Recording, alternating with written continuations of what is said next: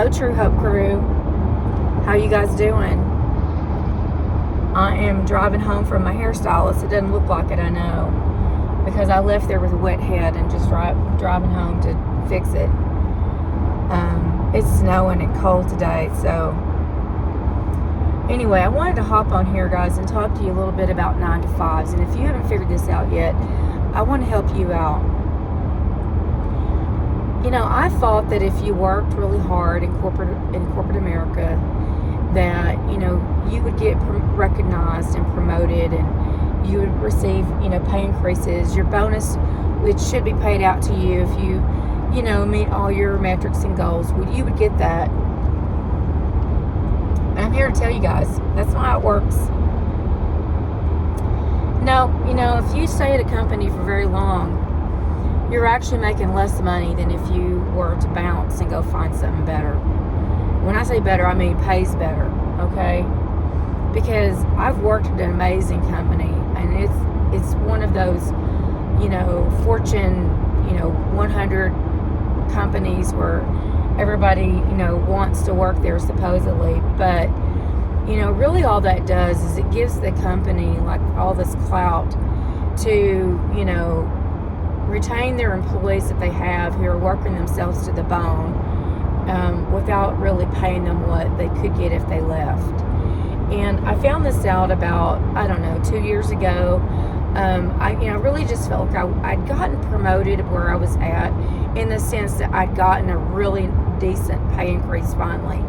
But the problem was I'd worked so many years before I spoke up about it, and, you know, really asked, because I just tried to work really hard and thought, oh, sure enough, they're going to recognize me. No, they don't, y'all. If you want to be recognized, you have to speak up for yourself and be your own advocate, because they will gladly sit back with a blind eye and let you do your job and other people's jobs as well, without recognizing you, without paying you for it, without promoting you, without giving you the title. They'd love to give you the work without the title. So I did that for years to my own detriment, until I finally felt like I'd had enough. And I spoke up for myself, and I'm glad that I did, because I'd more than earned the increase. And everybody, management who reviewed my request agreed, you know, Cindy has more than, you know, earned her increase and promotion here. But what I didn't get in that promotion was a title change. And I think they didn't want to give me a title change because they knew that if they did that other people on the team who were also maybe being overworked would come forward and ask for promotion. So they were able to give me a promotion on the down low, okay? They were able to give me a promotion in form of my paycheck, but not in my title. And yet they knew I would continue to still do the work of a senior level person without the title.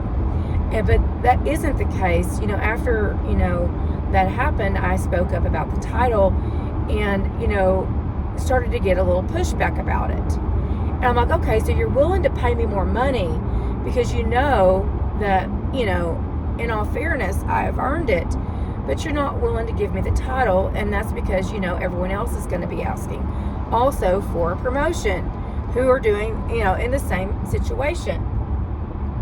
So another company had approached me and offered me a great opportunity, what I thought was going to be a great opportunity. Y'all, it was a 40% increase in pay. This was like life-changing money and opportunity, and I took it. You know, sometimes you don't realize, you know, if you just were willing to let go of what you got, you could wind up getting something so much better. So I took this great opportunity and I went to this new company. And unfortunately, y'all, it was an extremely toxic environment. I was so disappointed because I really thought this was going to be it, you know, that this was going to be that career change and life-changing money that I needed to finally provide for myself and my son, the things that I have really wanted and hoped and dreamed to provide. But this company, this new company, their environment was so toxic. I just didn't want to be there anymore. I just didn't want to be a part of it. There were some things going on, and I don't want to go into all the detail because it's really not what this is about. But I just think it's important to recognize your value. And when you're in a situation where you know, I deserve better, you need to be okay taking a risk and leave. And so that's what I did. After 2 months on this job, I gave my resignation 3 times. Twice they begged me to stay. The third time I just had enough, and I sent it straight to HR because I did not want my manager to come at me again and beg me to stay or talk me into staying, because I needed out. And so that's what I did, and I just kind of like was just like free falling, you know, and just expecting that God was going to catch me and give me the right opportunity after that. And lo and behold, the company I had left before scooped me back up into a new position, a different position. And it was a more challenging role, no doubt. And I'm not going to say that I don't know that it was a promotion. It was a promotion in money. They paid me more money than when I left. They also gave me a very handsome and rewarding stock options program. So all in all, money-wise, if I stayed over 4 years, it would be equivalent to the job the promotion opportunity that I decided to step out of. But I've been back in that position now for 2 years, and this new position back at the old company. And it's just work I do not love, y'all. It's not my favorite work I've done in my life, and I'm really thinking that it's time for me to step out again. So all I want to say is, sometimes you find yourself in a situation where, you know, the only way you're going to get more money is to be willing to leave and you let go of what you got. And you know, you just need to, you know, these companies, they do not have any loyalty to you. You are a region code. You are a number to them. And all they care about is that you stay in that job, and they're going to pay you just barely enough to keep you in it. Okay? But not really growing.